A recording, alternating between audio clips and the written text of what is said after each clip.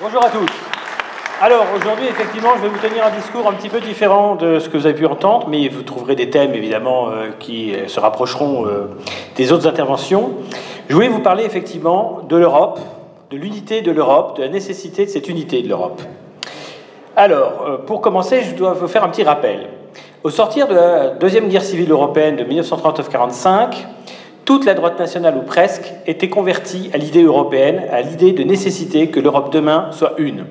Que ce soit Bardèche, Binet, Thiriard avec Jeune Europe, Dominique Vénère et Europe Action, Jean Mabir, Oswald Mosley pour le Royaume-Uni, le Grèce et la Nouvelle Droite à l'époque des années 70 et même encore aujourd'hui, l'Europe était pour eux une nation et pas seulement une synthèse politique. C'était une nation au même titre que la France ou l'Allemagne.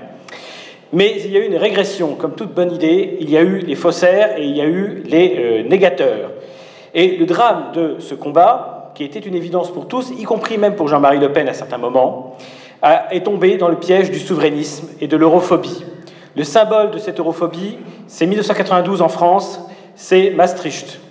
Pourquoi? Parce que vous avez eu la mise en avant de trois personnalités qui étaient Séguin, Pasqua et Villiers. Et je pense notamment à Philippe Séguin, qui a expliqué que la France avait un destin mondial et pas un destin européen, qu'elle avait un destin sur tous les continents, sur toutes les mers. Or, Philippe Séguin était contre l'Europe pour une raison que je vais vous dire très simplement, c'est lorsqu'il se regardait dans une glace le matin, il ne voyait pas un Européen, tout simplement. Et quand on ne se sent pas européen parce qu'on ne l'est pas dans sa tête et qu'on ne l'est pas tout simplement peut-être dans son sang aussi, eh bien on ne comprend pas cette nécessité de l'Europe. Cette régression souverainiste, il va falloir la surmonter parce qu'aujourd'hui, vous le voyez avec les partis politiques dits de droite nationale, que ce soit le Rassemblement national, Debout la France, sans parler des sectes europhobes comme l'UPR et les patriotes de Philippot, il n'y a qu'un seul mot, c'est l'Union européenne, c'est le mal. L'Union européenne actuelle, évidemment, n'est pas une solution, et je ne prétends pas qu'elle le soit. L'Union européenne actuelle, c'est rien, tout simplement. Il n'y a aucun pouvoir, ce sont des pantins qui sont mis en place par les États, même si parfois il y a des réveils surprenants. Par exemple, Hollande avait imposé à la Commission européenne Moscovici. Mais lorsque Macron a voulu récemment imposer Mme Goulard à la Commission européenne, eh bien pour la première fois, les parlementaires européens se sont réveillés et ont refusé massivement la candidate proposée par des grands États. C'est quelque chose qu'il faut souligner, quelle que soit la couleur politique des députés qui ont fait ce choix. Alors évidemment, il y a des gens qui vous expliquent qu'il faut faire le Frexit, que l'Union européenne actuelle n'est pas réformable, comme si l'État français l'était, comme s'il était possible de faire 50,1% des voix avec nos idées aux élections présidentielles. On a bien vu qu'on en est très loin. Le Frexit, ça m'excite, disait Henri de Lesquen. Moi, ça ne m'excite pas, ça m'attriste. Et je vais prendre l'exemple du cas britannique. Beaucoup d'entre vous, peut-être, pensent que le Brexit est une bonne idée. Alors, je vais résumer la politique de M. Boris Johnson et de son Brexit. Les électeurs britanniques ont sans doute voulu un Brexit identitaire, envoyer un coup de semonce à la classe politique britannique. Ils ont échoué. Le résultat, c'est quoi? C'est que M. Johnson propose une vassalité totale du Royaume-Uni aux États-Unis d'Amérique.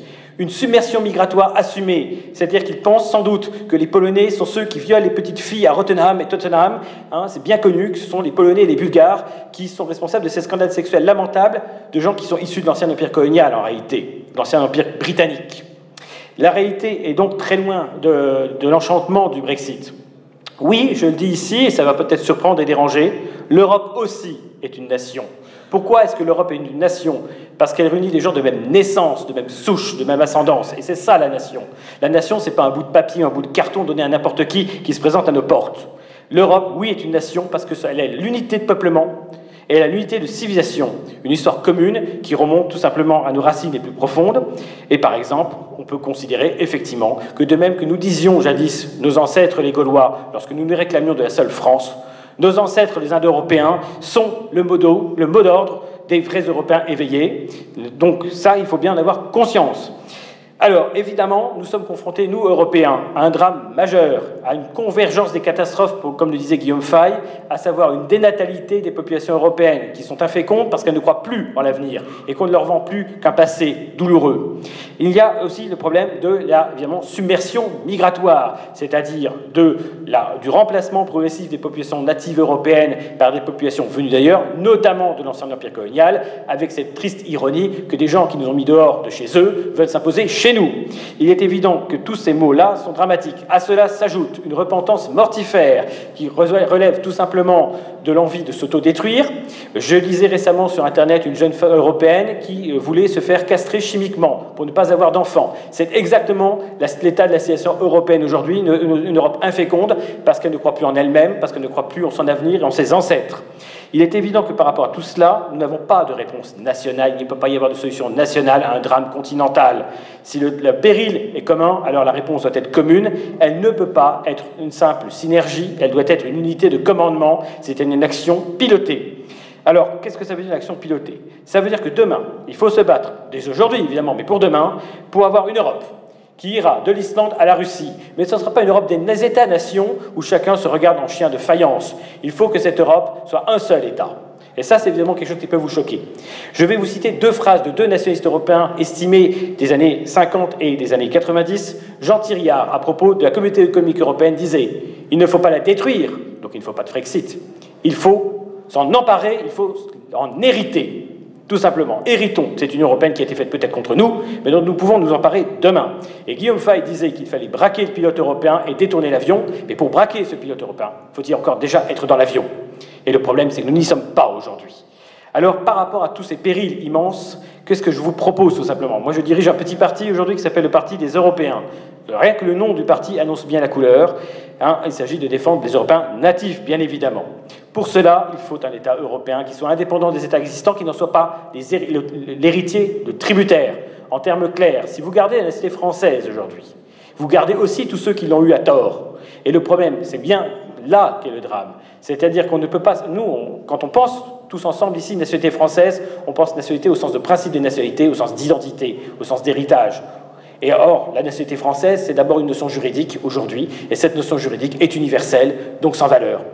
Le drame est que la nationalité allemande, qui avait été préservée jusqu'aux années 2000, a été sabotée de la même façon par M. Schröder, et toutes les nationalités, jusqu'à la nationalité grecque de madame, puisque je crois que c'est Papandréou qui a saboté le droit du sang, dont la Grèce est pourtant la mère, c'est la Grèce antique qui a inventé le droit du sang, eh bien, même en Grèce, ça a été saboté.